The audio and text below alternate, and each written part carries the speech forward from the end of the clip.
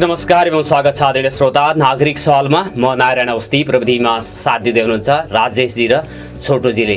नागरिक सवालले निरन्तरता पाउने भएको छ र जसको कारणले गर्दाखेरि म यहाँहरूको रेडियो सेटमा, मोबाइल सेटमा अथवा अनलाइनमा गुन्जिने छु र तपाईहरूका आवाजलाई सशक्त ढङ्गले मुखरित गर्नेछु।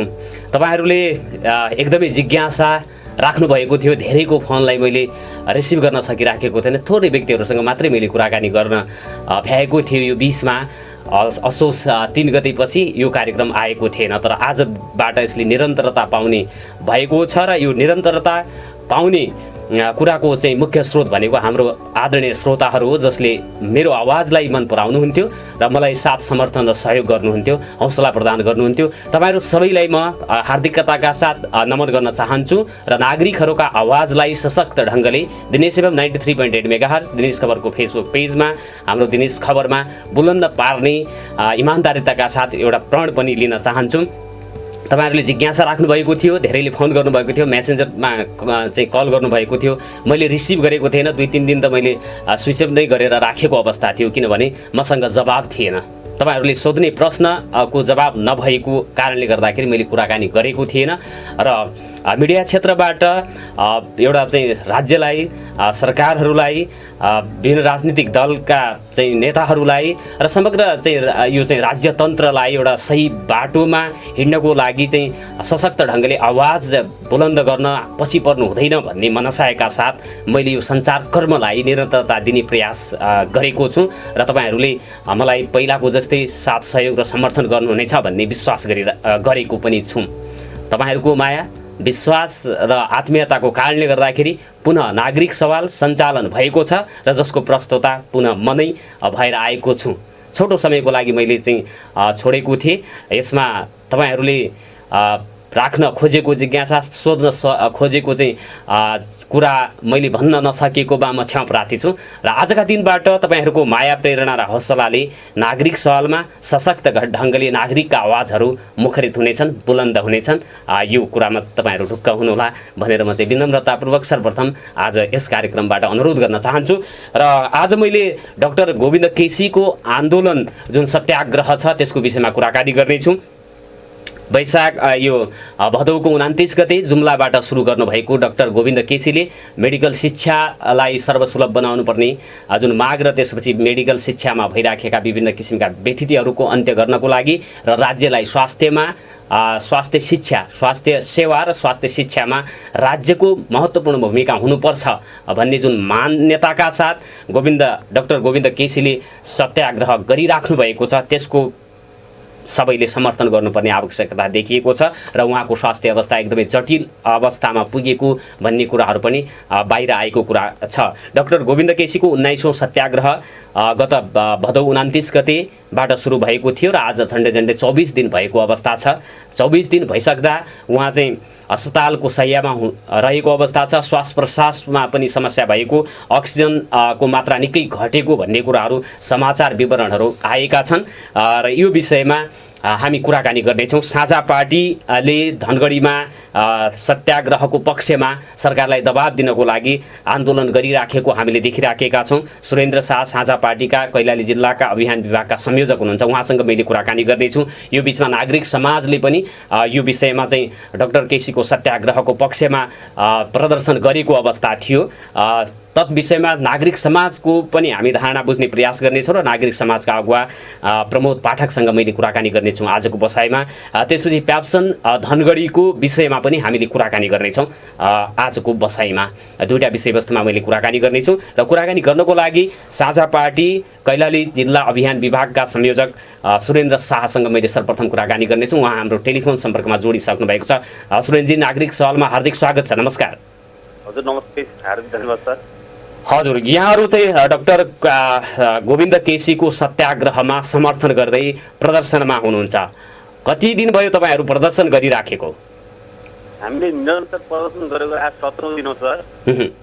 डाक्टर गोविन्द केसीको आज अनसन बस्नुभएको 24औं दिन हो सर। 24औं दिन भएको छ। यो अवस्थामा तपाईहरूले पनि डाक्टर गोविन्द केसीका मागहरू जायज छन् भन्ने लागेर गरिराख्नु भएको छ अथवा अब यसका चाहिँ एउटा डाक्टर गोविन्द केसीलाई देखाएर विभिन्न कुरा हुन्छ नि, अब राजनीतिक रूपमा चाहिँ लाभ लिने किसिमले मात्रै गर्न खोजेको हो तपाईँहरूले? डाक्टर गोविन्द केसीका माग भनेको आम 3 करोड नागरिकका माग हुन्छ। डाक्टर गोविन्द केसीले आफ्ना लागि कुनै पनि माग माग्नु भएको छैन। 3 करोड जनताले स्वास्थ्य, शिक्षा एकदम सहज पहुँच होस्, आम नागरिकले बोल्न सक्दैन यस्ता कुराहरू। डाक्टर गोविन्द केसीले सही कुरा बुझ्नुभएको छ, शिक्षाको अवस्था कस्तो छ, स्वास्थ्यको अवस्था कस्तो छ भनेर जे एकदम माफियाले शिक्षाहरू चलाइरहेका छन् त्यसको विरुद्धमा एकदम नजिकबाट बुझ्नुभएको हुनाले डाक्टर गोविन्द केसी 19औं पटक अनसन बस्नुभएको हो। सरकारले पटक पटक सम्झौता गर्छ तर कार्यान्वयन गर्दैन सर। डाक्टर गोविन्द केसी एक्ला छन्। यो 3 करोड नेपालीको माग भएको हुनाले हामी एकदमै आन्दोलनमा छौँ सर। एकदम जायज माग छ डाक्टर गोविन्द केसी। यहाँहरूलाई लाग्छ डाक्टर गोविन्द केसीका मागहरू जायज छन्? यहाँहरूलाई मात्रै होइन, सम्पूर्ण नागरिकहरूलाई, नेपाली नागरिकहरूलाई माग जायज छन् भन्ने लाग्छ? सरकारमा जो सुकै पार्टी जान्छ उसलाई यो मागहरू जायज छैनन् भन्ने लाग्छ होला, त्यही भएर संवाद गर्दैन। तपाईँहरूले जुन दबाब सिर्जना गरिराख्नु भएको छ सडकमा, त्यसको चाहिँ उद्देश्य भनेको डाक्टर केसीलाई समर्थन गर्नु र सरकारलाई त्यो मागहरूलाई सुनवाई गरोस् र प्राण रक्षा गर्ने कुरा पनि महत्त्वपूर्ण हुन्छ। त्यो पनि सँगसँगै सत्याग्रह चाहिँ अब चाहिँ टुङ्गिनुपर्छ, सरकारले संवादको थालनी गर्नुपर्छ भन्ने किसिमले पनि तपाईँहरूले प्रदर्शन गरिराख्नु भएको छ। हजुर, एकदमै डाक्टर गोविन्द केसी भनेको जस्तै आम नर्मल मान्छे जस्तो होइन। यस्ता महापुरुषहरू शताब्दीमा 1-2 जना जन्मिने गर्छन् सर। यो सौभाग्य हो कि उहाँ नेपालमा जन्मिनु भयो। डाक्टर गोविन्द केसीको जीवन रक्षाको हुनुपर्छ। हाम्रो आन्दोलन गरेका छौँ डाक्टर गोविन्द केसीको, हाम्रो गोरु बेसी पनि छैन सर। उहाँका कामहरू, उहाँका विचारहरू समर्थन हो हाम्रो। उहाँ मान्छेको जीवन रक्षा हुनुपर्छ भनेर हाम्रो एकदमै समर्थन हो। तपाईँहरूको आन्दोलनमा धनगढी नगरवासी लगायत अब सम्पूर्ण देशवासीहरूले तपाईँहरूको भन्दा पनि सत्याग्रहमा कसरी चाहिँ सहयोग गर्नुपर्छ भन्ने जस्तो लाग्छ? सरकारले अब सरकारलाई पनि तपाईँहरूले दबाब त दिइराख्नु भएको छ, सरकारले गर्नुपर्ने कुराहरू यहाँनिर अनि नागरिक समाजले, विभिन्न राजनीतिक दल, अब समाजका विभिन्न प्रबुद्ध वर्गले, सर्वसाधारण नागरिकले पनि यो सत्याग्रहलाई समर्थन कुन हिसाबले गरेपछि त्यो चाहिँ निष्कर्ष फलदायी हुन्थ्यो भन्ने यहाँहरूको बुझाइरहेको छ? यो 3 करोड नेपालीका माग हुन्, तर 3 करोड नेपाली सबै के सोच्छन् भने हामीले आन्दोलन गरेन त अरू छैन नि, हामीले त मन समर्थन गर्ने हो भन्ने धेरैको चाहना छ। मैले बुझ्दाखेरि पनि धेरैलाई बनाउँछु म आन्दोलनमा आउनु, त्यो डाक्टर गोविन्द केसीका लागि होइन हाम्रा लागि हो भन्छु। उहाँहरू हाम्रो एकदमै समर्थन छ भन्नुहुन्छ, तर उहाँको एकदम मौन समर्थनले मात्र डाक्टर गोविन्द केसीका माग पुरा हुँदैन। उहाँले सडकमा आउनुपर्छ, जहाँ सक्छ जसरी सक्छ उहाँले समर्थन गर्नुपर्छ। आम नागरिकहरू के सोच्नुहुन्छ भने हामी मौन समर्थन मात्र गर्छु सोच्नुहुन्छ। त्यसले गर्दा डाक्टर गोविन्द केसीले पटक पटक अनसन बस्नु परेको र सरकारले एकदम लापरवाही गर्दै आएको हो। म आम नागरिकहरूलाई के भन्न चाहन्छु भने पहिला डाक्टर केसीका माग के हुन् त्यो बुझ्नुहोस्। डाक्टर गोविन्द केसीका आफ्ना माग हुन्, ती आम 3 करोड नागरिकका माग हुन्। तपाईँ यदि जिम्मेवार नागरिक हो भने आउनुपर्छ, सडकमा आउनुपर्छ, सरकारले एकदमै दबाब दिनुपर्छ। किन सरकार हाम्रो हो, हाम्रो नसुनेर कसको सुन्छ त सर? अन्तमा सुरेनजी यहाँले चाहिँ के भन्न चाहनुहुन्छ आज? म सम्पूर्ण देशवासी धनगढीवासीले के भन्न चाहन्छु भने डाक्टर गोविन्द केसीको जीवन रक्षा गर्नुको लागि भए पनि तपाईँ एकदम सडकमा आउनुपर्छ, सरकारलाई दबाब दिनुपर्छ। डाक्टर गोविन्द केसी जस्तो महापुरुष पटक पटक जन्मिँदैनन्। यदि डाक्टर गोविन्द केसीको मृत्यु अनसनमै हुन्छ त्यो हत्याको जिम्मा सरकारले लिन्छ र त्यसका दोषी सम्पूर्ण त्यसकारण हाम्रो आज पनि धनगढी पार्क मोडमा ठिक 5 बजे कार्यक्रम छ। तपाईँ जहाँ सक्नुहुन्छ धनगढीमा आउनुहुन्छ, धनगढीमा आउनुहोस्, अरू ठाउँ हुनुहुन्छ अरू ठाउँ आउनुहोस्। फेसबुकमा सामाजिक सञ्जालमा समर्थन गर्न सक्नुहुन्छ, सामाजिक सञ्जालमा समर्थन गर्नुहोस्। जहाँ हुनुहुन्छ त्यहाँबाट डाक्टर गोविन्द केसीको जीवन रक्षाको लागि समर्थन गर्नुहोस् भन्न चाहन्छु। धन्यवाद, समय दिनुभयो यसको लागि म यहाँलाई पुनः धन्यवाद दिन चाहन्छु सुरेनजी। धन्यवाद सर। आदरणीय श्रोता, डाक्टर गोविन्द केसीको 19औं सत्याग्रहको आज 24औं दिन रहेको छ र 6 बुँदे विभिन्न माग राख्दै उहाँले जुम्लामा अनसन सुरु गर्नुभएको थियो, जस अन्तर्गतका केही मागहरू म यहाँहरूलाई चाहिँ अवगत गराउन चाहन्छु। कर्णाली स्वास्थ्य विज्ञान प्रतिष्ठानमा तत्काल पूर्वाधार र जनशक्ति पुर्याएर MBBS लगायतका कार्यक्रमहरू सञ्चालन गरियोस्। गेटा मेडिकल कलेज र राप्ती स्वास्थ्य विज्ञान प्रतिष्ठानमा शीघ्र पूर्वाधार र जनशक्ति पुर्याएर पठन पाठन सुरु गरियोस्। प्रदेश नम्बर 2 र गण्डकी प्रदेश तथा डोटी वा डडेलधुरा उदयपुर, इलाम र वा 5 थरमा सरकारी मेडिकल कलेज खोल्ने प्रक्रिया अगाडि बढी आइयोस् भनेर पहिलो माग चाहिँ डाक्टर गोविन्द केसीको यो पछिल्लो सत्याग्रहको रहेको छ सरकारलाई। त्यसैगरी 2 नम्बरमा मास्कको प्रयोग र सामाजिक दूरीलाई अनिवार्य गर्दै PCR परीक्षण व्यापक बनाएर लकडाउन र निषेधाज्ञा अन्त गरियोस्। कोभिड तथा अन्य रोगका सबै बिरामीहरूका लागि समेत उचित उपचारको व्यवस्था गरियोस् भन्ने माग रहेको छ। तेस्रो नम्बरमा हामीसँग 2075 साउन 10 गते भएको सम्झौता अनुसार चिकित्सा शिक्षा ऐनमा संशोधन गरियोस् भन्ने डाक्टर केसीको तेस्रो माग रहेको छ। चौथो मागमा त्रिवी चिकित्सा शास्त्र अध्ययन संस्थानमा वरिष्ठता मिचेर भएका नियुक्तिहरू सच्याउँदै सबै पदमा वरिष्ठताका आधारमा नियुक्ति गरियोस् भन्ने रहेको छ। पाँचौँमा बैलपाटा अस्पताललाई नियमित आवश्यक बजेटको व्यवस्था गरिदिएको निःशुल्क सेवा सुनिश्चित गरियोस्। र छैटौँमा राज्यलक्ष्मी गोल्छा घुसकाण्ड, आयल निगम जग्गा खरिदकाण्ड, बाइडबडी काण्ड, सेक्युरिटी प्रेस खरिदकाण्ड, दरबार मार्गको जग्गा काण्ड, ओम्नीसम्मको औषधि खरिदकाण्ड लगायतका सबै ठुला भ्रष्टाचार काण्डका दोषीलाई कानुन बमोजिम छानबिन र कारबाही गरियोस् भन्ने माग राखेर उहाँले सत्याग्रह गरिराख्नु भएको छ।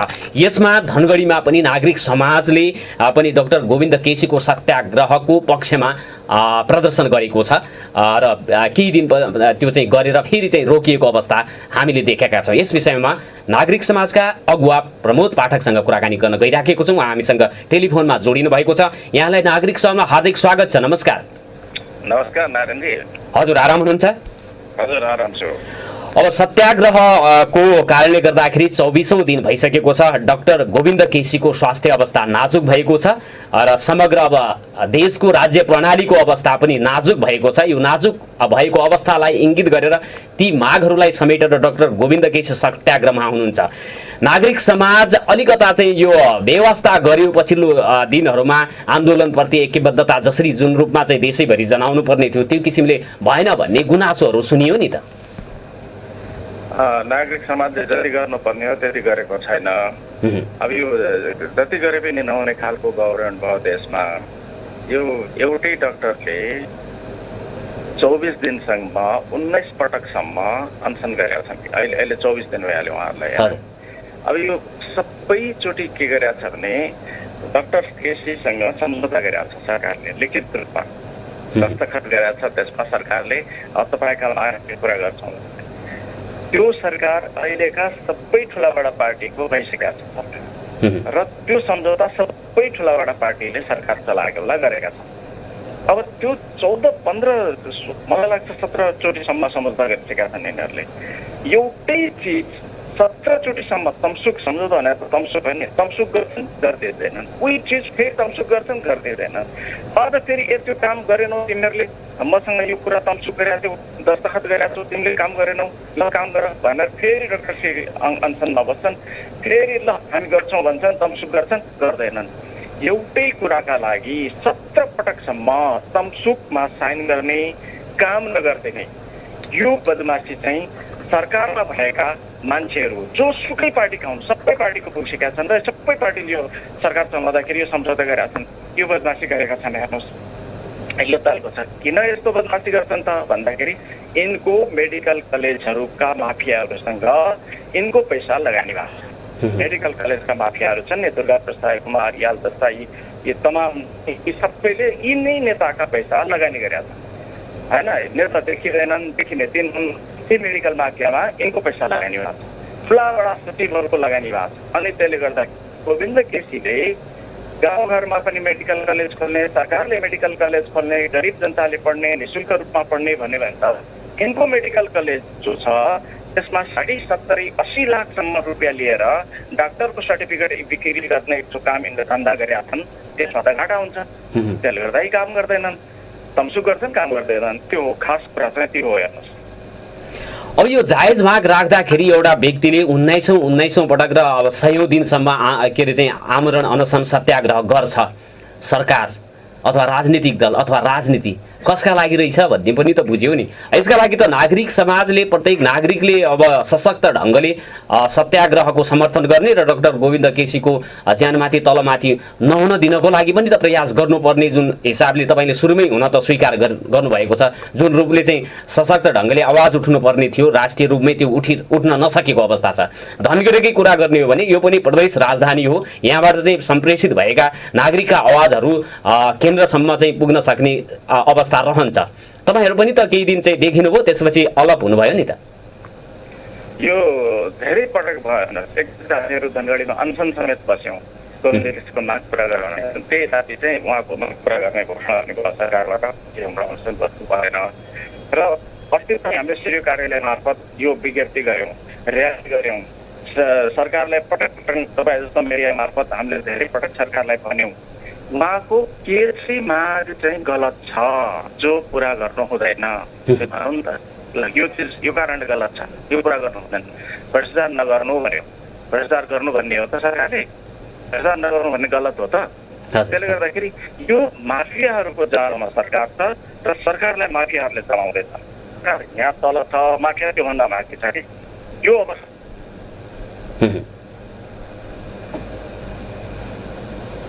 हजुर, माग पनि गलत कहाँनिर छ होला, यो चिज गलत हो भनिदिउँ नि त। एउटा पनि माग गलत छैन, गलत गर्लान् किन गोविन्द केसी? उनको आफ्नो स्वार्थ के छ? उनको भ्याइ भएको छैन, उनले भ्याइ गरेनन्, जिन्दगी सबै सम्पूर्ण जिन्दगी, आफ्नो पैसा, आफ्नो तलब, आफ्नो उमेर, आफ्नो पेस, सबै कुरा त उनले जनताको सेवामा लगाइदिए भने उनलाई त त्योभन्दा बाहिर त कहिले फुर्सदै भएन। गरिब दुखी जनताहरूकै सेवा गरे आज जीवनभरि भने अब उनले गलत गर्ने त कुरै भएन। यिनी आफू गलत गर्छन् अनि त्यसपछि अनेक कुरा एन्डिया जस्तै कुरा बनाउनु, एकैता कुरा मौलाउनु गइसक्दैन। आज बिहान पनि म शिक्षा सचिवको इन्टरभ्यू सुन्दै थिएँ, हामी अहोरत्र लागेका छौँ, हामी एकदम प्रयासरत छौँ भन्दै थियौँ। अनि देशमा रिजल्ट के छ भन्दाखेरि मान्छे स्वास्थ्य सेवा नपाएर मर्दैछन् होइन। न यो 8-9 महिनापछि कोभिड आएको तैपनि भेन्टिलेटर र तपाईँको आइसियुहरू कति थप्यो भन्दाखेरि त्यो राम्रो देखिँदैन सङ्ख्या होइन। अनि भन्दा अहोरात्र लागेका छौँ हामीहरू। उहाँको धेरै माग हामीले पुरा गरिसक्यौँ भन्छ। अरे भाइ उहाँको माग पुगेको भए देखिन्थ्यो त अवस्था त। हामी जनता के देख्न पायौँ त भन्दाखेरि यहाँ भोलि बिरामी मान्छेले इलाज गर्नका लागि ठाउँ छैन, काठमाडौँ लग्नुपर्छ, स्थिति त्यस्तो छ। केही डेमलाङमा एउटा मेडिकल कलेज खोल्नुपर्छ भनेर केही गाडी उनले राति मेडिकल कलेज सञ्चालन राम्रो व्यवस्थित गरेर गर्नुपर्छ। केही गाडी उनले केटामा एउटा मेडिकल कलेज चाहिँ सुव्यवस्थित गरेर राम्ररी सञ्चालन गर भने भवन बनिसके, चलाउने कसले? मेडिकल कलेज चलाउने विज्ञान प्रतिष्ठान खोल्ने भन्ने अहिलेसम्म निर्णय गरेका छैन यिनीहरूले। अब हेर्नु होला, त्यो पनि यदि गोविन्द केसीको मागमा यिनीहरूले लाचारी गरे या गरेनन् भने त्यो पनि लम्ब्याइदिन्छन्। किनकि यिनको त के छ भने धन्दा यिनको के छ भने मेडिकल माफियाहरूसँग यिनको पैसा लगानी भएको छ मेडिकल कलेजमा। त्यहाँ यिनीहरू के गर्छन्, 60-80 लाख रुपियाँसम्म एउटा विद्यार्थीसँग लिएर त्यो डाक्टरको सर्टिफिकेट कमाउँछन्, बेच्छन्। हो यो धन्दामा छन् यिनीहरू। त्यसले गर्दाखेरि अनेक पटक अब मर्नै लागिहाल्यो भने त यसपाला पनि हामी गर्छौँ हामी तपाईँको माग पुरा गर्छौँ भनेर लाग्लान्। तर चाहिँ नन्द प्रसाद अधिकारीको जस्तो नियतिमा पुर्याएर चाहिँ छोड्छन् कि भन्ने चिन्ता पनि त छ। त्यसपछि त मेडिकल शिक्षाका लागि बोलिदिने मान्छे कोही रहँदैन नि। अब अहिले डर चाहिँ छ, अलिक गभर्मेन्ट धेरै बलियो छ, असाध्यै बलियो छ। धेरै जनताहरूले भोट दिएर चुनेको गभर्मेन्ट हो यो। यहाँ दम्भ पनि छ, यसको असाध्यै घमण्ड पनि छ। त्यसले गर्दाखेरि के फरक पर्छ मलाई भन्ने जस्तो छ। अहिलेसम्म वार्ता कमिटी गठन गरेका छैन, 24 दिन भइसक्यो। एउटा बुढो डाक्टर गलत कुरा केही पनि गरेका छैन। जे उसले भनेको छ त्यो कुरा त गभर्मेन्टले गर्नै पर्ने कर्तव्य हो कि गभर्मेन्टको। त्यो त आफ्नो कर्तव्य कसैले सम्झाइदियो भने त्यो राम्रो हो नि, त्यो त सपोर्टमा बोल्यो भन्ने हो नि त। तर त्यस्तो गर्दैनन् यिनीहरू। अहिले डर छ किनकि यो गभर्मेन्टलाई यो हाम्रा प्रधानमन्त्री निकै खराब मान्छे परे जस्तो लाग्छ मलाई। पहिला त यिनी राम्रो मान्छे लाग्थ्यो, तर यिनी के गर्न थाल्यो भने गल्ती मनोमी भ्रष्टाचार दुनियाँ दिवाना गर्ने अनि लास्टमा एउटा ब्ल्याङ्केट कम्बल उडाइदिने राष्ट्रवाद सबै क्षम्य भयो। आज फेरि बदमासी गर्ने अनि फेरि अझ राष्ट्र एउटा कम्बल उडाइदिने, अझ सबै त्यसमा नेपाली जनता सोझा छन्, लाटा छन्, भित्री कुरा बुझ्दैनन् होइन। त्यसले गर्दा यो फाइदा यिनीहरूले लुट दिन लाग्यो कि यो त्यही त यो सरकारले अथवा राज्य संयन्त्रमा जसले शासन गर्छ अथवा शासकहरूलाई सही ठाउँमा ल्याउनको लागि निरन्तर रूपमा प्रयास गर्ने समूह भनेको नागरिक समाज हो। नागरिक समाज स्थायी प्रतिपक्ष हुन्छ, उसले जुनसुकै पार्टीको सरकार होस् उसले चाहिँ जहिले पनि यो नागरिकका तर्फबाट जायज मागहरूलाई भन्ने यो के अरे चाहिँ दबाब सिर्जना गर्ने, राज्यका अङ्गहरू चाहिँ सशक्त ढङ्गले काम गरून् भन्नको लागि चाहिँ कुरा उठाउने हो नि त। पछिल्ला दिनहरूमा नागरिक समाज पनि विभक्त भयो, अशक्त भयो, आवाज उठाउन चाहिँ सङ्कोच मान्न थाल्यो भन्ने कुराहरू आए नि। अहिलेको आन्दोलनमा त त्यो चाहिँ राष्ट्रिय रूपमै पनि देखिएन, स्थानीय प्रदेश वाइज रूपमा हेर्दाखेरि पनि नागरिक समाजका व्यक्तिहरूका आवाजहरू नसुनिराखेको अवस्था छ। यो भनेको त अब यो डाक्टर गोविन्द केसीको सत्याग्रहबाट नागरिक समाज पनि आजित भएको त होइन भन्ने आशंका जान्छ नि यसरी त। तपाईँले भनेको कुरा एकदम सही हो नारायणजी। हेर्नुहोस्, नागरिक समाज जुन किसिमले दबाब दिनु पर्थ्यो भएको छैन। यहाँ पनि कतिपय के भने कतिपय साथीहरू सत्ता पक्षका पक्षधर जस्ता छन्, त्यसले गर्दाखेरि उनीहरू सक्रिय भइदिँदैन। त्यस्तो समस्या चाहिँ छ यहाँ पनि। हेर्नुहोस् होइन, र त्यो निर्वाला काण्डमा पनि ती साथीहरू सक्रिय भइदिएनन्। हेर्नुहोस्, आफूलाई नागरिक समाज मानव अधिकारवादी चाहिँ भन्छन्, तर त्यो पर्ने बेलामा पार्टीको सरकार छ भने बोल्दैनन्, चुप्प लागेर बस्दैनन्, बोल्नै पर्ने अवस्थामा पनि बोल्दैनन्। त्यस्तो समस्या चाहिँ छ। हेर्नुहोस्, नभएन। तर हामीले गरेका प्रयासहरूमा पनि सरकारले सुन्दिँदैन कि त्यस्तो भएको छ। तै पनि हामीले सरकारलाई सुनाउने गरी प्रयास गर्न नसक्नु हाम्रो पनि कमजोरी हो त्यो। किनकि सरकारलाई सुनाउने गरी प्रयास त गर्नुपर्छ नागरिकहरूले, नागरिक समाजका मान्छेहरूले। समाजका हरेक अवयवभित्र दलीयकरण अथवा राजनीतिकरण हुँदाखेरि चुप्प लाग्नुपर्ने अवस्था आउनु भनेको त यो राष्ट्रकै लागि घातक हुन्छ नि। यसरी त यो लोकतन्त्र यो चाहिँ आउँदैन यसरी त। गोविन्द केसीले उठाएका माग त उनका लागि त आफ्नो के पनि छैन नि। मेरो श्रीमतीलाई माननीय बनाउनु पर्यो, मेरो के अरे सालीलाई जिएम बनाउनु पर्यो, मेरो भतिजालाई उता राजदूत बनाउनु पर्यो भनेर जो नेपालका नेताहरूले गर्छन् नि, त्यस्तो त उनले गरेका छैनन्। त्यो माग त होइन उनको। उनको एउटा पनि माग आफ्नो लागि छैन भने त उनको जीवनै उनले नेपाली जनता र देशका लागि दिइदिए, समर्पित गरिदिए भने अब उनका लागि हामीले नबोलिदिनु। उनको जीवन उनी हाम्रा लागि मर्ने, उनका लागि बेमस्त भएर आफ्नै मस्तमा धुनमा बस्थिने, यो चाहिँ गलत भएको छ। यो गर्नु हुनुहुन्न, यो त पापै लाग्ने कुरा भएको छ कि।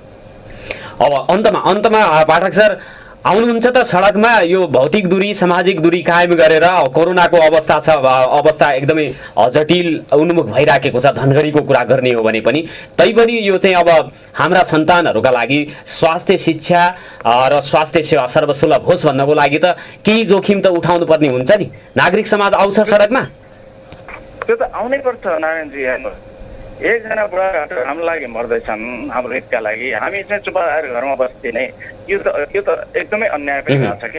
त्यसले गर्दाखेरि यो आउनै पर्छ। 4-5 चोटि त हामी रोडमा निस्क्यौँ पनि है, शिविरकारलाई ज्ञापन पत्र पनि दियौँ, यसैपालि पनि योभन्दा अगाडि त अनसन पनि निस्क्यौँ हामी। त्यसले गर्दा आउनै पर्छ। अब अलिकति कोभिडले गर्दाखेरि यो पाला डिस्टर्ब चाहिँ भएको छ, र्याली स्याली जुलुस भन्ने कुरामा अलिक डिस्टर्ब चाहिँ भएको छ। अनि हामी डिस्टेन्सिङ मेन्टेन गरेर गर्ने काम चाहिँ गरि नै रहेछौँ र फेरि पनि गर्छौँ हामी। हवस्, समय दिनुभयो यसको लागि म हार्दिक धन्यवाद दिन चाहन्छु। र नागरिक समाजको उपस्थिति आन्दोलनमा ऐक्यबद्धता जनाउन होस् भन्ने नागरिकहरूको कामना रहेको कुरा म यहाँलाई पुनः स्मरण गराउन चाहन्छु। धन्यवाद नारायणजी, धन्यवाद। आदरणीय श्रोता, उहाँ हुनुहुन्थ्यो नागरिक समाजका अगुवा प्रमोद पाठक। उहाँसँग मैले कुराकानी गरेँ। सत्याग्रहको आज 24औं दिन हो। 19औं पटकको यो सत्याग्रहमा उहाँ चाहिँ डाक्टर गोविन्द केसी आज 24औं दिनमा हुनुहुन्छ। उहाँको स्वास्थ्य अवस्था जटिलतातिर उन्मुख भएको छ भन्ने कुराहरू आएको छ। प्राविधिक मित्रलाई हामी टाइम चेकमा जान्छौँ, व्यापारिक विज्ञापनमा जान्छौँ र त्यसपछि हामी प्याप्सन कैलालीको कुराकानी गर्नेछौँ। कैलाली भन्दा पनि धनगढी चाहिँ उपमहानगरपालिका अन्तर्गतको समिति यो चाहिँ ले धनगढी स्थित विभिन्न विद्यालयहरूमा यो कम्प्युटर शिक्षाको किताबको विषयमा एउटा परिपत्र दिएको रहेछ र त्यसमा त्यही विषयमा मैले कुराकानी गर्नेछु। प्याप्सन धनगढीका अध्यक्ष पदम बहादुर साउदसँग मैले कुराकानी गर्नेछु र त्यसपछि मैले अन्य व्यक्तिहरूसँग पनि कुराकानी गर्ने प्रयास गर्नेछु। नागरिक सवाल सुन्दै गर्नुहोला। आदरणीय श्रोता, नागरिक सवालमा हामी प्याप्सनको विषयमा कुराकानी गर्न गइराखेका छौँ र त्यसपछि हामी श्रोताहरूका टेलिफोन कल लिने प्रयास गर्नेछौँ। 091-410-216 मा तपाईँहरू हामीलाई कल गर्न सक्नुहुनेछ। हामीसँग कुराकानी गर्नको लागि प्याप्सन धनगढीका अध्यक्ष पदम बहादुर साउद जोडिनु भएको छ। पदम सर, नागरिक सवालमा हार्दिक स्वागत छ। नमस्कार। धन्यवाद सर। सर यो प्याप्सन अन्तर्गतका विद्यालयहरूलाई यहाँहरूले चाहिँ भूमिगत समूहले चन्दा उठाउने टाइपको चाहिँ धम्कीपूर्ण पत्र पठाउनु भएछ नि? सर एउटा कुरा के भन्नुहुन्छ, यो भूमिगत रूपमा पत्र पठाएको भन्नुभयो हजुरले? होइन, भूमिगत शैलीमा जसरी चन्दा उठाउन हिजोका दिनहरूमा पत्रहरू आउँथे त्यही किसिमका चाहिँ पत्रहरू आए भन्ने गुनासो सञ्चालकहरूले प्रिन्सिपलहरूले गरेको अवस्था छ नि? होइन सर, यो कस्तो छ भने यो हामीले चाहिँ प्याप्सनलाई सुचारू एकदम प्याप्सनबाट गर्ने क्रियाकलापहरूलाई राम्रो बनाउनको लागि, एक्टिभ बनाउनको लागि विभिन्न समयमा चाहिँ विभिन्न कार्यहरू गरिरहेका हुन्छौँ। त्यसै अन्तर्गत अब बालबालिकाको चाहिँ अतिरिक्त क्रियाकलाप डेभलपमेन्ट गर्नका लागि एउटा राम्रो इभेन्ट कार्यक्रम गर्नका लागि हामीले चाहिँ सोच गऱ्यौँ, समिति बसेर बैठक बसेर। त्यही अन्तर्गत के कुरा भयो भने त्यही बेला हाम्रो चाहिँ ओसन पब्लिकेसनसँग कुरा भयो। ओसन पब्लिकेसन हामीले रिक्वेस्ट गरेँ कि हामीले चाहिँ हामीले 2076 सालमा महिला क्रिकेटका लागि, बालबालिका क्रिकेट, छात्र क्रिकेटका लागि एउटा प्रोग्राम बनाएका थियौँ। त्यो प्रोग्राम चाहिँ सञ्चालन गर्नका लागि बिना आर्थिक स्रोतको त हुँदैन। त्यसपछि हामीले चाहिँ यो कसरी सञ्चालन गर्ने भन्दाखेरि हाम्रो ओसन पब्लिकेसनसँग हाम्रो चाहिँ कुराकानी भयो। उहाँले भने ठिक छ नि, त राम्रो कुरा हो, हाम्रो पनि अब त्यस्ता कुरामा सहयोग गर्ने कुरा हुन्छ, त्यस कारण हामीले चाहिँ ठिक छ तपाईँलाई सहयोग गर्छु, स्पोन्सर गरिदिन्छु भनेको। अनि स्पोन्सर गर्दाखेरि अब उनले हामीलाई स्पोन्सर गरेपछि हाम्रो पनि त्यो दायित्व हुन्छ कि तिमीले हामीले कसरी सहयोग गर्ने भन्ने सन्दर्भमा। त्यसपछि हामीले चाहिँ मिटिङ राखेर अनि तिम्रो चाहिँ एउटा किताब, कम्प्युटर किताब जुन चाहिँ अप्सनल सब्जेक्ट पनि हो, जो 1 देखि 10 सम्म अनिवार्य रूपमा पढाइ पनि हुँदैन। कुनै स्कुलमा 1 देखि 10 पनि छ भने कुनैमा 9-10 मात्र पनि छ। यस्तो किताब हामीले चाहिँ जुन चाहिँ स्तरीय पनि किताब भएको धनगढीमा धेरै सुमा लागेको किताब भयो। अनि त्यहाँ हामी लोकल राइटर पनि भयो, त्यहाँ पनि हाम्रो प्रोत्साहन गर्नुपर्ने। त्यस कारण हामीले यो किताब चाहिँ लगाउने कुरा गऱ्यौँ। अनि यदि तपाईँहरूले जुन यो कमिसनको कुरा गर्नुभएको छ, यदि तपाईँहरूले मैले 1 रुपियाँ पनि कमिसन पाएको छु अथवा हाम्रो धनगढी कमिटीले 1 रुपियाँ पनि कमिसन पाएको छु भने म झुन्डिन तयार छु के भन्दाखेरि यो हामीले चाहिँ त्यो सङ्गठनका लागि काम गरेको। तर यस अन्तर्गत केही साथीहरूले मैले त के दुःखको कुरा पनि के लागिरहेको छ भने यो भनेको हाम्रो आन्तरिक कुरा थियो, यो पनि हामीले निर्णय गरेको कुरा हो होइन। यसमा कुनै उर्दी अथवा के जारी गरेको होइन, सबैको सहमतिबाट भएको कुरा हो। पत्र पत्रिकामा यो उर्दी जारी गर्यो भने एकदम, यदि उर्दी जारी गरिदिएको भए सुरुमा नै गर्थ्यो कि हामीले। अहिले आएर यत्रो 95% स्कुलले चाहिँ मान्यो त्यो प्याप्सनले गरेको निर्णयलाई। त्यही त सर, 95 स्कुलहरूले ठिक छ तपाईँहरूको निर्णय मानिसक्यो, केही स्कुलहरूले मान्नु भएन, उहाँहरूको त्यो व्यक्तिगत स्वतन्त्रता पनि हो। अब यो चाहिँ शिक्षा क्षेत्रमै काम गर्ने तपाईँहरूले यसरी चाहिँ अब यो जुन स्कुलले मानेको छ नि, त्यो हजुरहरूले हेर्नु भएला कि यसमा जरिवाना विधिको गरेको कतिवटा प्रश्न आइरहेको छ कि यो जरिवाना यो यसको न एउटा आएको इस्यु किताबको मात्र देखिरहेछ र किताबको मात्र होइन, यी स्कुलहरूले समय समयमा प्याप्सनको क्यालेन्डर जुन अब कार्यविधि योजना हुन्छ वर्षभरिको त्यसको अवहेलना गर्ने, प्याप्सनको आधारित निर्णयको विरुद्धमा गएर आफ्नो चाहिँ धारणा राख्ने, कुनै पनि किसिमको सामाजिक कार्य हामीले गर्छौँ। जस्तै अस्ति हामीले बाढी पहिरोका लागि गरेको थियौँ, त्यसपछि अस्ति भर्खरै शिक्षकहरूका लागि कसरी हामीले कोभिड अनि अगाडि पछाडिका सबै कुराहरू सम्झेर किताब लाउनु भएन भनेर जरिमाना तोकेरै 3 दिनभित्रै बुझाउनुहोस् नत्र चाहिँ कडाभन्दा कडा किसिमको कारबाही गर्छु भनेर दिने चाहिँ पत्रको शैली, त्यसको चाहिँ एउटा हुन्छ नि तपाईँहरू एकाडेमिक क्षेत्रमा काम गर्ने मान्छेहरूले अलि शैली पनि मिलेन भनेर यो चाहिँ समाचार पढिसकेपछि मान्छेहरूले, आम सर्वसाधारणले पनि तपाईँहरूको चाहिँ आलोचना गरेको अवस्था हो नि? हजुर, त्यो कुरा चाहिँ नमिलेको हुनुपर्छ। त्यसमा म चाहिँ विवाद गर्न चाहन्छु। तपाईँले भनेको कुरा ठिक हुनुपर्छ, तर शैली मिले नमिलेको भए पनि र जुन चाहिँ अतिरिक्त क्रियाकलापको लागि चाहिँ स्रोत जुटाउनको लागि हामीले त्यो गरेको हो भनेर जुन चाहिँ संस्थागत रूपमा गरेको कुरा हो, हामीले चाहिँ कमिसन खाएका छैनौँ भन्ने कुरा जुन भन्नुभएको छ, ठिक छ त्यसमा सत्यता होला। तर तपाईँहरूका चाहिँ संस्थापकहरू, तपाईँहरूका स्कुल यति कमजोर छन् कि एउटा चाहिँ अतिरिक्त क्रियाकलाप सञ्चालन गर्नको लागि कुनै पब्लिकेसनको भरै पर्नुपर्ने अवस्था हो र सर? सर यो त सबै बिजनेस, जस्तो तपाईँले कुनै बिजनेस गर्नुहुन्छ भने बिजनेस गर्दाखेरि टिमहरू हुन्छ कि सबैको आफ्नो केही सहयोग गर्ने हुन्छ। यो त स्कुल रिलेटेड कुरा, उनको पनि आफ्नो टिम हुन्छ। उनले हाम्रो कुनै किसिमको कमिसन मागेर मागेका त हो, हामीले तपाईँलाई सहयोग मागे एक त एकाअर्कालाई सहयोग गर्नु त परिवेश सधैँ सबै एकाअर्कालाई सहयोग गर्छ। तपाईँको एसएमलाई पनि विभिन्न किसिमको सहयोग गर्न आउन सक्छ। यो एउटा प्रोसेस हो। जस्तो तपाईँले कुनै गेमहरू जस्तो लास्ट टाइम दिनेशले चाहिँ त्यो फुटबल अर्गनाइज गरेको थियो, त्यसमा पनि कतिपय ब्याङ्कहरूबाट सहयोग दिएर काम गरेको हो नि। अब तपाईँले यसको प्रायोजन गर्नु हुँदै भन्नुहुन्छ भने ठिक छ, त्यसमा एसपिएल भइरहेछ, डिपिएल भइरहेछ, यस्ता विभिन्न यो फुटबलको प्रोग्राम भयो, सबै ठाउँमा त स्पोन्सर त भइरहेछ नि। खालि विद्यालयमा मात्र तपाईँहरूले हेर्ने अरू ठाउँमा नहेर्ने कि स्पोन्सरसिप गर्नै पाइँदैन भनिदिनु।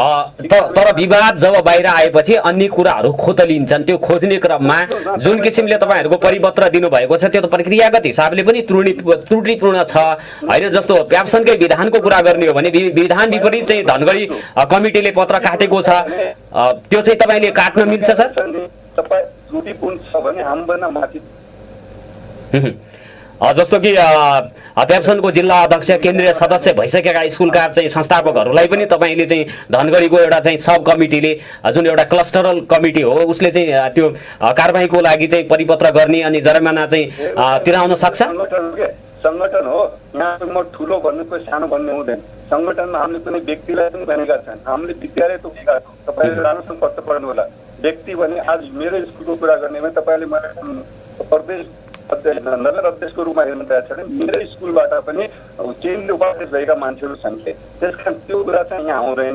हामीले नगरभित्र भएको विद्यालय केन्द्रीय अध्यक्ष भए पनि उसले नगरको नियम नीतिलाई मान्नै पर्छ। यो कुनै पनि सङ्घ सङ्गठन, तपाईँ पनि सङ्घ सङ्गठनमा बस्नु भएको छ, तपाईँले त्यो सङ्घ सङ्गठनको नियमलाई मान्ने कि नमान्ने। यदि तपाईँ त्यो नियमलाई मान्नुहुन् भने के कारण मान्नुहुन् त्यो त भन्नु पर्यो नि। खालि मिडियाबाजी गर्दै जे पाए त्यो गर्दै त हुँदैन नि। होइन, किताब लगाउने कुरामा त खासमा के हो भने गार्जियनहरूको रुचिका आधारमा किताबहरू लगाउनु पर्ने हुन्छ। प्रत्येक वर्ष चाहिँ नयाँ नयाँ पब्लिकेसनको किताबहरू लगाउने, त्यो बाबत चाहिँ कमिसन स्कुलहरूले तपाईँहरूले चाहिँ खाने भन्ने कुराको त हिजोका दिनदेखि विरोध हुँदै आइराखेको हो नि। त्यसको त निरन्तरता अहिले पनि रहेछ भन्ने त ओसन पब्लिकेसनको किताब लगाउनै पर्छ भन्ने चाहिँ के छ, त्यो नलगाए पनि हुन्छ नि। हजुर कुरालाई माने शिक्षा नियम जुन शिक्षा किताब सम्बन्धमा के नियम सरकारले गरेको छ भने 2 वर्षमा कुनै पनि विद्यालयले आफ्नो किताब बदल्नु हुँदैन, एउटा नियम छ। त्यसलाई हामीले माने र हामीले के भने यदि तपाईँहरूले कुनै पनि किताब बदल्नु हुन् भने हाम्रो चाहिँ तपाईँलाई कुनै पनि किसिमको बाध्यता छैन। तर यदि तपाईँहरू 2 वर्ष भइसक्यो अथवा तपाईँले कुनै किताब बदल्ने हो भने प्याप्सनको एउटा किताब लगाइदिनमा तपाईँलाई के बाधा छ? जुन विद्यालयले लगाउँछ भने होइन, जस्तो विधानको कुरा गर्ने हो, नियमको कुरा गर्ने हो भने विधानमा तपाईँहरूको विधानमा पनि कुनै स्कुलले अथवा तपाईँहरूको प्याप्सन अन्तर्गतको स्कुलले फलानु पब्लिकेसनको अनिवार्य रूपमा लगाउनै पर्ने, त्यसको लागि निर्देशन दिन पाउने अधिकार, त्यसपछि त्यो तपाईँले त्यस्तो किताबको विषयमा गरेको निर्णयलाई मानेन भने कारबाही गर्नुपर्ने कुनै क्लज त्यस्तो त राखेको छैन। मैले गरेको निर्णय गलत छ भने तिनीहरूले जिल्लामा पनि त जान सक्छन् नि। उहाँहरूको बुझाइ त तपाईँले गरेको निर्णय, तपाईँले पठाएको परिपत्र गलत छ भन्ने लागेको छ, त्यही भएर त त्यो बाहिर आयो, मिडियामा आयो, गुनासो चाहिँ उहाँहरूले गरिराख्नु भएको छ। र सिधा अर्थले हेर्दाखेरि पनि तपाईँले अथवा चाहिँ प्याप्सन धनगढीले जुन हिसाबले परिपत्र दिएको छ, एउटै पुस्तक लगाउनुको लागि चाहिँ जुन निर्देशन दिएको छ, यो भनेको त सिन्डिकेट हो। सिन्डिकेट त गर्न पाइँदैन। कुनै पनि अर्गनाइजेसनमा नीति नियम सबैले मान्नुपर्ने हुन्छ। र त अर्गनाइजेसनको काम के छ? नीति अब तपाईँको मन परी काम गर्ने हो भने अर्गनाइजेसनमा के नर्ने? अर्गनाइजेसनले यदि फेरि यसको साथसाथै स्पष्ट अब यस्तो भयो, संस्थागत रूपमा अथवा अर्गनाइजेसनको नाममा कुनै अब संस्थासँग साँठगाँठ गरेर त्यो चाहिँ अस्वाभाविक तरिकाले अब तपाईँहरूले खेलकुदै गर्नको लागि पनि रकम लिने कुरा त त्यो जायज मान्न सकिँदैन नि सर। पत्रकारले बिना तथ्यको आधारमा साँठगाँठ गरेको भन्नु मिल्छ र त? पत्रकारिता तपाईँको हातमा छ, तपाईँले जसलाई त्यो आरोप लगाइदिने त्यो त तपाईँले आपत्ति जनाउने कुरा स्वाभाविक हो। तर तपाईँले दिएका पत्रका आधारमा त ओसन पब्लिकेसनले प्याप्सन धनगढीलाई सहयोग गर्यो। किन सहयोग गर्यो? खेलकुद गर्नको लागि भन्ने भयो। त्यो खेलकुद गर्नको लागि र तपाईँको चाहिँ कार्यालय व्यवस्थापन गर्नको लागि त प्याप्सनका सदस्य विद्यालयहरूबाट वार्षिक रूपमा अथवा मासिक रूपमा लेबी चन्दाहरू विशेष अवस्थामा विशेष किसिमले चाहिँ त्यो आर्थिक सङ्कलन गर्न सक्ने अवस्था हुँदाहुँदै जरिमाना नै ठोक्नुपर्ने, निलम्बन नै गर्नुपर्ने, कारबाही नै गरिहाल्नुपर्ने स्थिति थियो र?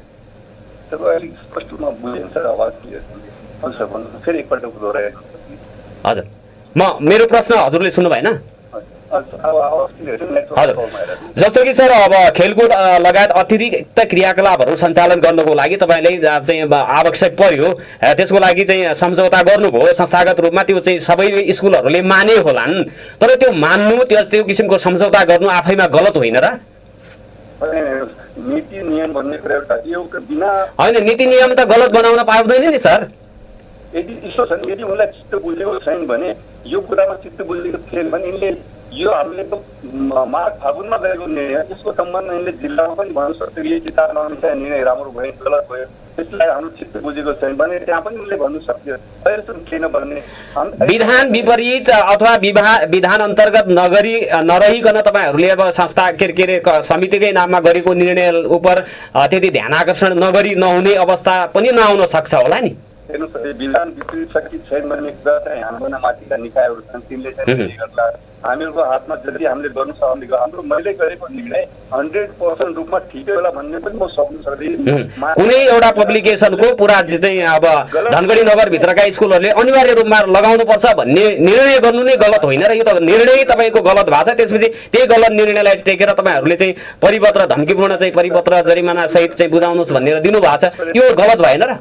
तपाईँले आवाज नेटवर्क सुनिरहेको छ तर प्रश्न आइरहेको छ, नेटवर्क कम देखिरहेको छ। हजुर हजुर क्लियर आइरहेको छ। मैले पुनः दोहोऱ्याएँ सर, जस्तो कि सुरुमै तपाईँहरूले एउटा पब्लिकेसनको कुनै अमुक पब्लिकेसनको पुस्तक लगाउनुपर्छ भन्ने निर्णय गर्नु गलत छ, किनभने त्यो विधान अन्तर्गत त्यो तपाईँहरूको उल्लेख गर्न मिल्दैन होइन, त्यो व्यवस्था त छैन। त्यसपछि एउटा गल्तीलाई लुकाउनको लागि तपाईँले अर्को गल्ती भनेको चाहिँ जरिमाना सहित चाहिँ परिपत्र दिनु पनि त गल्ती भएन र सर? यो कुरा माने मैले सर। योभन्दा अगाडि म अहिले नगर अध्यक्ष हुँ, मभन्दा अगाडि जो कारबाहीमा पढेका स्कुलहरू हुन् उनी पनि यो संस्थाका अध्यक्ष उपाध्यक्ष बनेर बसेका मान्छे हुन्। उनीहरूलाई सोध्नुहोस् त कि उनीहरूको समयमा प्यासन किताब लगाएको थियो कि थिएन? यदि लगाएको थिएन भने म आफ्नो गल्ती महसुस गर्छु, म आफ्नो गल्ती मान्ला। तर सङ्गठनलाई सुचारू रूपमा चलाउनको लागि सहयोगात्मक रूपमा एक अर्काको कोअर्डिनेट गर्ने परम्परा पब्लिकेसन हाम्रो पहिलादेखि नै छ। त्यसको मतलब चाहिँ हामीले लुटेको भन्ने त छैन। यदि उनीहरूसँग दिन सक्छ भने होइन, कुनै परम्परा पहिलादेखि थिए, ती यदि गलत हुन् भन्ने चाहिँ आवाज उठिसकेपछि त त्यो परम्परालाई निरन्तरता दिनु हुँदैन नि सर। तपाईँको नेतृत्वमा त्यो गलत परम्परालाई संस्थागत गर्दै जानुभयो भने त त्यो विकृति हुन्छ नि। कुनै एउटा अमुक पुस्तक लगाउनु भनेको चाहिँ विकृति भित्र्याउनु हो, सिन्डिकेटलाई प्रोत्साहन गर्नु भनेको त कानुन विपरीत हो भनेर बुझ्नुपर्ने अवस्थामा झन् एउटा गलत निर्णयलाई चाहिँ अझ चाहिँ लागू गराउनको लागि अर्को चाहिँ गलत परिपत्र गर्नुभयो नि यहाँहरूले। यो लाग्दैन यहाँहरूलाई? आवाज डिस्टर्बेन्स भइरहेको छ सर, यो आवाजै आइरहेको छ सर। अन्तमा सर, जस्तो कि अहिलेको चाहिँ कोभिडको जस्तो अवस्थामा विद्यालयहरूमा पठन पाठन हुन सकिराखेको छैन, तपाईँहरूले अनलाइनबाट चाहिँ प्रयास गरिराख्नु भएको छ। विद्यार्थीहरूको पठन पाठन चाहिँ कसरी सशक्त ढङ्गले सुचारू गर्ने, प्रभावकारी ढङ्गले सुचारू गर्ने भनेर प्याप्सन लगायतका चाहिँ विद्यालयहरूले एउटा चाहिँ एकबद्ध भएर एकजुट भएर प्रयास गर्नु पर्ने अवस्थामा पुस्तक लगाएन भनेर चाहिँ यो तपाईँहरूको आपसी झगडा गर्नुले पनि त राम्रो सन्देश जाँदैन नि सर? हाम्रो यो एउटा कारबाही गर्ने कारण यो पनि हो त कि उहाँले विद्यालयहरूले प्याप्सन र एनप्याप्सन दुईटैलाई बसेर एउटा साझा अवधारणा लिएर आएका थिए जुन चाहिँ हाम्रो नगरपालिकामा क्लोज पेश गर्नुपर्ने थियो। यसै मध्येका केही साथीहरूले त्यो साझा अवधारणाको विरुद्धमा उनलाई मिटिङमा बोलाएर आफ्नो धारणा प्रस्तुत गर्नका लागि हामीले अनुरोध पनि गरे। मिटिङमा चाहिँ नआउने, सम्बन्धित निकायमा गएर प्याप्सन एनप्याप्सनको साझा धारणा पास गरेको धारणाको विरुद्धमा गएर त्यहाँ चाहिँ आफ्नो अलगै धारणा राख्ने, त्यसलाई हजुरले कसरी मान्नुहुन्छ? यो सङ्गठनको होइन, सङ्गठनको नाममा निरङ्कुशता लाद्न त पाउँदैन नि सर। उहाँहरूले नैसर्गिक रूपमा जस्तो शिक्षालाई प्रभावकारी बनाउन कसरी जानुपर्छ, कति बजे चाहिँ कति पिरियडको एउटा घन्टी बनाउनुपर्छ, कति बजे स्कुल लगाउने, कोचिङ क्लास पढाउने कि नपढाउने भन्ने कुरामा त विद्यालयहरू स्वतन्त्र होला नि सर। तपाईँले आफ्नो किसिमले व्याख्या गर्नु त हुँदैन नि सर। होइन, मैले त प्रश्न गरेको, तपाईँले यसमा फरक धारणा राख्न सक्नुहुन्छ सर। नियम पनि नमान्ने, मैले भनेर काम गरेपछि पुरै संस्था यो त तपाईँहरूको व्यक्तिगत इगोलाई चाहिँ ढाल बनाएर यो चाहिँ देखावटी रूपमा कारबाही गरेर थला पार्न खोज्नु त यो तपाईँहरूको बिचमै पनि यो त स्वच्छ किसिमको शैक्षिक चाहिँ यो प्रक्रियाहरू अगाडि बढ्दैनन् नि सर यसरी त? हामीले अझै टाइम दिएका छौँ, तपाईँहरू आफ्नो हामीले स्पष्टीकरण दिएका छौँ। तपाईँहरूको चित्त बुझेका छैन भने भन्नुहोस् के कारणले। पहिला पनि हाम्रो 3 दिनभित्र जरिमाना सहित उपस्थित नभएपछि कडा भन्दा कडा कारबाही हुन्छ भन्नु आफैमा अस्वाभाविक होइन र सर? ठिक छ, के स्पष्टीकरण सोध्नु पाइन्छ? पहिला तपाईँ मलाई एउटा जवाब दिनु। स्पष्टीकरण सोधिसकेपछि चिठी पठाउनु भयो? चिठी पठाएको कति टाइम हुन्छ? त्योभन्दा अगाडि त स्पष्टीकरण तपाईँहरूले सोध्नु भएको होला, सोध्नु भएको छ कि छैन? लागि एउटा स्पष्ट नीति हुन्छ, समय तालिका हुन्छ। त्यो मैले 2 महिना टाइम स्पष्टीकरण सोधेपछि त्यसको एउटा सीमित समय हुन्छ। 3 दिनमा स्पष्टीकरण दिन सकिँदैन, 1 महिना चाहिन्छ त स्पष्टीकरण नियमको बारेमा पनि अलिकति विचार गर्नुपर्ने। कति समय हुन्छ स्पष्टीकरण माग्नका लागि त्यो विचार गर्नु। र स्पष्टीकरण भनेको नि के हो त? स्पष्टीकरण भनेको के खासै कारणले तिनीहरूले त्यो गर्नु सके। उनले दिएको प्रश्नको उत्तर ठिक छ भने हामीले कहाँ कारवाही लगाएको छ तिनीहरूलाई। अब सङ्घ सङ्गठनमा बस्ने हाम्रो घरमा पनि हामीले केही कुरा मान्यौँ भने घरमा छन् र जसले यस्तो नगर यदि गरिहाले पनि यसको उत्तर दियो भन्ने त घरमा पनि हुन्छ। भने यो सङ्घ संस्था बिना नियमको बिना नीति नियम पालन गरी चल्न सक्छ। यत्रो ठुलो प्यासन संस्था प्रत्येक व्यक्तिले मिडियामा गएर भोलि आवाज उठाउनु थाल्यो भने तपाईँको विचारमा के छ? तपाईँ आफै दिने सेक्टरमा काम गर्नुभएको, तपाईँलाई कुनै कुरामा चित्त नबुझे बेला दिनु सेक्टरमा 100% त बुझेको छैन। के तपाईँले दिने सेक्टरको कुरा भोलि यही मिडिया तपाईँको हातमा त स्पिकर तपाईँको हातमा तपाईँले भनिदिनु चाहिँ पाइयो मिलेन नि सर। तपाईँको चित्त बुझाएको छैन भने म्यानेजमेन्टमा भन्नु, म्यानेजमेन्टले गर्नु सकेन भने तपाईँ त्यो संस्थाबाट त्यसपछि अरू ठाउँमा जाने कुरा आउँछ। तर यिनीहरूले त के गर्छ? न नीति नियम पालन गर्ने, न नगरमा समन्वयन गर्ने। नगरमा समन्वयन गर्दाखेरि आफ्नो नाक काटेको महसुस गर्छन् भने जिल्लामा जानु, जिल्लाले सुन्यो भने प्रदेश छ, प्रदेशले सुन्यो भने केन्द्र छ। यो कुनै पनि पार्टी एउटा नियमलाई पालन नगरिकन आफ्नो मनमानी त्यही त जस्तो जिल्ला कमिटी, प्रदेश कमिटी प्रोएक्टिभ हुनुपर्ने ठाउँमा तपाईँको नगर कमिटी प्रोएक्टिभ भएर झन् विवाद सिर्जना गर्ने काम गर्नु भएन जस्तो लाग्दैन यहाँलाई? यस्तो हो कि सर, कुनै पनि अर्गनाइजेसनमा तपाईँले चाहिँ टाउकाले मात्र हेर्दै हुँदैन, कहिले कहीँ तलबाट पनि काम गर्नुपर्ने हुन्छ। राइट कुराका लागि तपाईँले केन्द्रलाई ताकिरहनु पर्दैन। राइट काम गर्नुहोस्, राइट सबले ठिक मान्ने हो, गलत काम चाहिँ गर्नु हुँदैन। गलत कामका लागि हामीहरू कुनै किसिममा प्रोत्साहन यदि म गलत छु भने म पनि सरकारको लागि हुन्छ। तर राइट कुरा जस्तो कारबाहीकै लागि धनगढी समितिले जिल्ला समितिलाई बरु चाहिँ सिफारिस गरेर त्यसरी चाहिँ जान सक्ने हुन्थ्यो। तपाईँहरूले चाहिँ केन्द्रीय सदस्य भइसकेको मान्छे जसले प्याप्सनको जग बसालेको छ उहाँहरूलाई नै निलम्बन गर्ने काम चाहिँ गर्नु भएको रहेछ नि। उहाँहरूले गुनासो यो चाहिँ गर्नुभएको छ। मैले कुनै केन्द्र सदस्यलाई कारवाही गरेका लागि गरेकै छैन। मैले संस्थानलाई गरेको। संस्था धनगढीभित्र मैले भनिहालेँ केन्द्रीय अध्यक्ष भए पनि धनगढीको नियम मान्दैन भने ऊ पनि कारवाहीमा पर्छ। किनभने त्यो तर किताब नलाउनुमा त उहाँहरूको गल्ती छैन नि, ओसन पब्लिकेसनकै लाउनुपर्छ भन्ने कुरा त होइन। यसमा अब किताब नलाएको बहानामा परिपत्र काट्नु अथवा चिठी काट्नु तपाईँको अन्तर्विरोध अन्य होलान्, त्यो त त्यही बसेरै मिलाउने कुरा हो नि। तपाईँले 10,000 अथवा 20,000 50,000 40,000 चाहिँ जरिमाना ठोकेर त्यो विवाद साम्य हुन्छ र? हुँदैन नि। जरिमाना पनि संगठनले तोक्नु पर्छ नि त। जरिवाना तोक्न पाइने मान्यता लेखा छैन। तर जरिवाना कति तोक्ने भन्ने कुरा छ। र यो जरिवाना भनेको एकदम सलिड हो कि रिजिड कुरा होइन कि उनीहरूले यदि स्पष्टीकरण ठिक दिन्छ भने त्यो त कुनै पनि संशोधन हुन सक्छ नि। होइन, विवादले अब जरिमाना लगाएर विवाद साम्य त हुँदैन होला। तपाईँहरूले त मिलेर चाहिँ शैक्षिक उन्नयन गर्नुपर्ने ठाउँमा यो किताबमा लगाएर जरिवाना गरेको होइन कि उनीहरूले पेन्सनको नीति नियमको विरुद्धमा किन गरेन? होइन, स्पष्टसँग तपाईँले त त्यो नियम 1 जुन चाहिँ निर्णय नम्बर 1 छ त्यसमा त किताब फलाना पब्लिकेसनको लगाउने भन्ने छ। यो कुरा त हामीले मिडियाबाजी गरेको हामीले मैले भने 5 वटा बुँदाहरू छन् जुन चाहिँ मेन बुँदा हो। होइन, तपाईँको त्यो बैठकको निर्णय नम्बर 1 बमोजिम धनगढी प्याप्सनको निर्णय नम्बर 1 अनुसार कम्प्युटर बुक नलगाएका विद्यालयहरूलाई जरिमाना गर्ने भन्ने स्पष्टसँग तपाईँले उल्लेख गर्नुभएको छ। अन्य अन्तर्विरोध त होला नि, मान्छे त ठोकिन्छन्। ती कुराहरूलाई संस्था चाहिँ बिगार्नको लागि होइन, तपाईँहरूकै आफ्नै बदनाम हुनको लागि यी कुराहरू त तपाईँहरूले गर्न हुन्थेन होला नि। होइन, एउटाको रिस अर्को ठाउँमा त्यो हुन्छ नि जुम्राको रिस चाहिँ कपडामा त फेर्नु भएन नि। उनलाई त्यही किताबको उसमा हामीले सोधेका छौँ, त्यही किताबको जवाब दियो नि। बढी कुरा हामीले उनलाई किन भन्ने उनलाई एउटा प्रश्न किताब नलगाउन के अरे किताब कुनै एउटा पब्लिकेसनको किताब लगाउन बाध्य पार्नुहुन्न भन्ने त विद्यार्थी अभिभावक नागरिक समाज सबैको आवाज छ नि।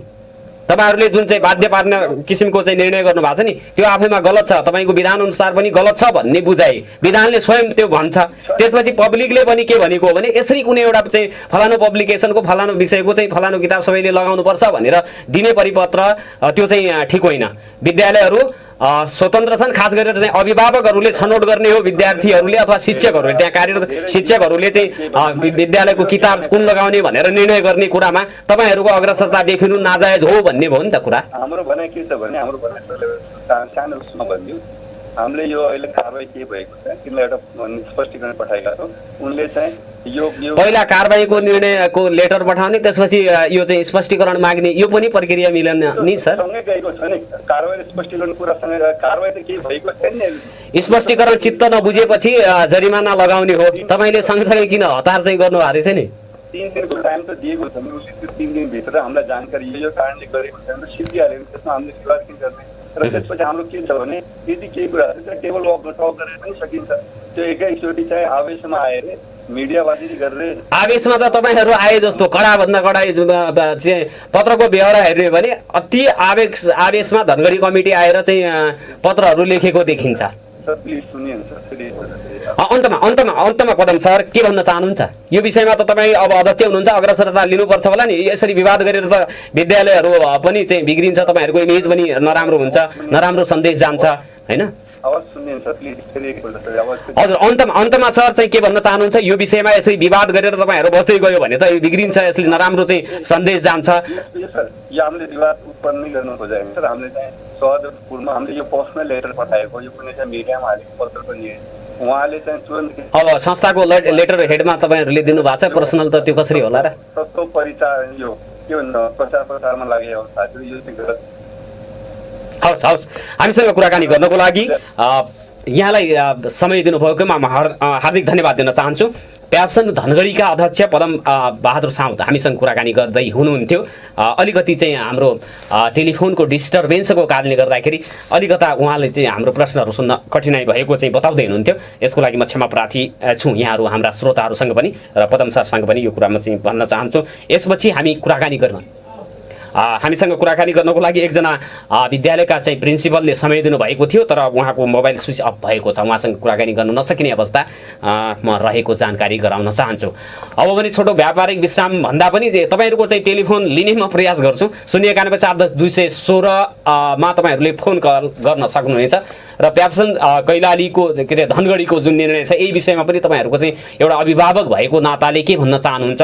कुनै एउटा चाहिँ अमुक पब्लिकेसनको बुक अनिवार्य रूपमै लगाउन पर्छ भन्ने जुन चाहिँ निर्णय छ त्यसको समर्थन अथवा त्यसको त्यो विषयमा अथवा यो किताब लगाउने विषयमा हरेक शैक्षिक सत्रको सुरुवातमा विवादहरू आउने गर्छ र रकम असुल उपर गरेर अथवा पब्लिकेसनहरूबाट पैसा अथवा आर्थिक चाहिँ केही किसिमको त्यस्तो चाहिँ चन्दा सहयोगका नाममा लिएर विद्यालयहरूले चाहिँ हरेक वर्ष जसो चाहिँ यो पब्लिकेसन फेरि राख्नुहुन्छ भन्ने अभिभावकहरूको गुनासो रहेको छ। एउटा फोन कल आएको छ। यहाँलाई नागरिक सलमा हार्दिक स्वागत छ। नमस्कार।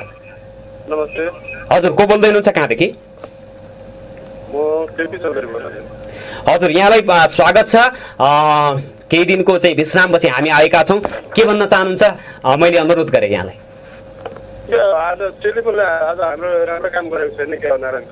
टेलिफोनमा अलिकता अब यो हाम्रो नेटमा पनि प्रब्लम रहेको अवस्था छ, सम्भवतः त्यो भएको छ। तपाईँले सुनिराख्नु भएको छ नि मैले बोलेको? हल्का सुनेको छ। अनि यो के अरे पेप्सनको विषयमा हजुरले इन्टरभ्यू लिइराख्नु भएको थियो, त्यो सुन्यौँ हामीले। हजुर हजुर। इन्टरभ्यूको सिलसिलामा उहाँले दिएको जवाबहरू, तपाईँहरूले सोधेका कुराहरू यो चित्त बुझ्ने खालको त उहाँको त जवाब आएनन्।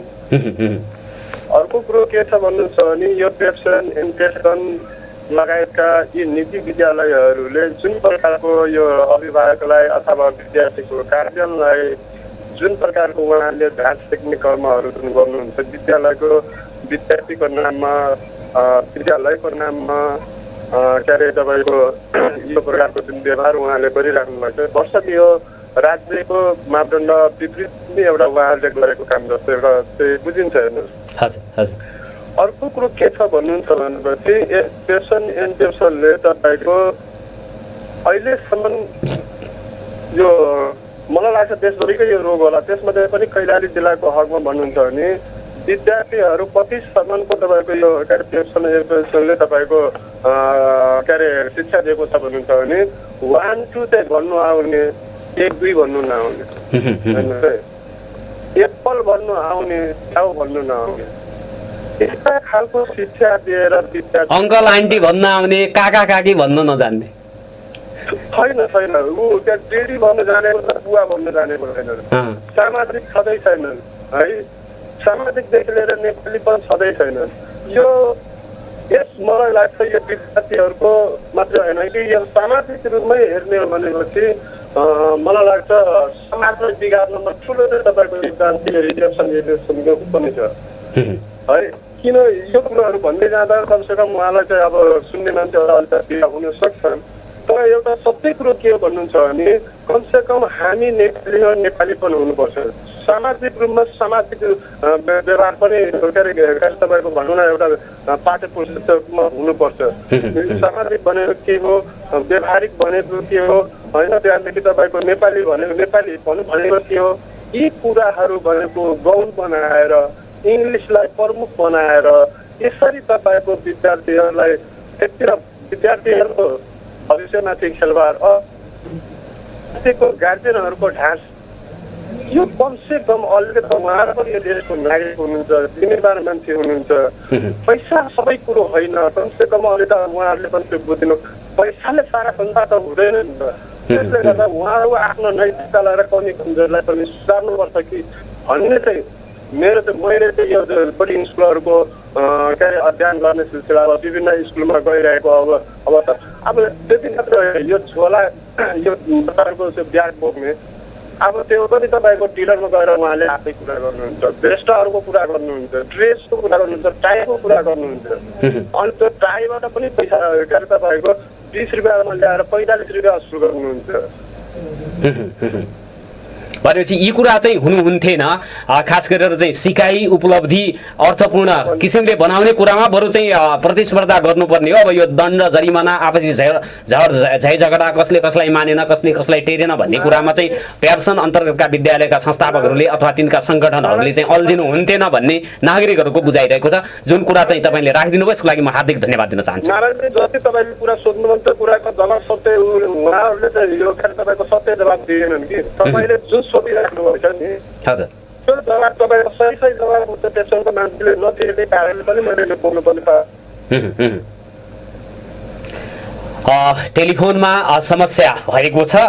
यहाँले गरेका फोनहरू पनि स्पष्टसँग मैले पनि नसुनिराखेको अवस्था रहेको छ। आदरणीय श्रोता, हाम्रो निर्धारित समय सिद्धिएको छ। 8:30 हामी कुराकानी गर्छौँ। 7:30 देखि 8:30 सम्म नागरिक सवाल दिनेश खबरमा फेसबुक पेजमा हाम्रो चाहिँ अनलाइनमा तपाईँहरू चाहिँ मोबाइलबाट पनि हेर्न सक्नुहुनेछ। 93.8 मेगाहर्जमा तपाईँको रेडियो सेटमा पनि हामी गुन्जिन्छौँ र पलपलका खबरका लागि दिनेश खबर यहाँहरूले चाहिँ पढ्न सक्नुहुनेछ र हामीलाई चाहिँ एउटा हौसला प्रदान तपाईँहरूले चाहिँ साथ समर्थन र सहयोग चाहिँ गर्नुहुन्छ। यो विषयमा हामी चाहिँ गौरवान्वित भएका छौँ। तपाईँहरूको साथ समर्थन र नागरिकहरूका आवाजहरू, नागरिकहरूका समस्याहरू, विभिन्न चाहिँ यो चाहिँ क्षेत्रका विषयवस्तुहरूलाई सशक्त ढङ्गले उठान गर्नको लागि नागरिक सवाल तपाईँहरूको साथमा हुनेछ र म नारायण अवस्थी तपाईँहरूको चाहिँ आवाजको प्रतिनिधि भएर यहाँ चाहिँ बोल्नेछु भन्ने बाचाका साथ प्रविधि संयोजनमा साथ दिनुहुने राजेशजी, छोटुजीलाई धन्यवाद दिँदै बिदा माग्छु। नमस्कार, शुभ दिन।